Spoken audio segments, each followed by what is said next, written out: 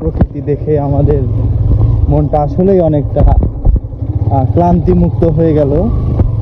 আর এই চরের উপর যে এত সুন্দর ভিউ পাবো, সৌন্দর্য পাবো, আমরা ভাবিনি, কেউ পারিনি এত সুন্দর ভিউ পাবো। তো চলে আসলাম আমরা সেই পদ্মা নদীর কিনারে। এখান থেকে রাজবাড়ি পার হওয়া যায় সুন্দরভাবে, ট্রলার আছে।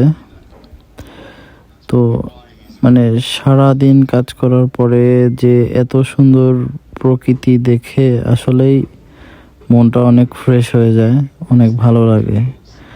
আর এত সুন্দর জায়গা যা ভাষায় বলে প্রকাশ করা যাবে না।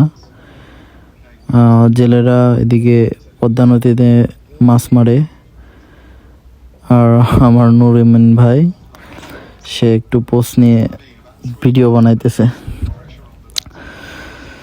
তো ছলে ছলে আমিও একটু পানিতে পা ভিজিয়ে নিলাম। চলে যাচ্ছে রাজবাড়ির উদ্দেশ্যে নৌকা আর আমার গাড়িটা। আমার নুরুমিন ভাই নামাজ পড়ার জন্য উজু করে নিচ্ছে। তো বেড়ানো শেষ, আমরা চলে যাচ্ছি বাসায়। কিন্তু আজকের দিনটা অনেক ভালো কাটলো, সুন্দর কাটলো। আশা করি আমরা আগামীকাল আবার গোসল করতে আসবো পদ্মা নদীতে। ইনশাল্লাহ আবার দেখা হবে কাল।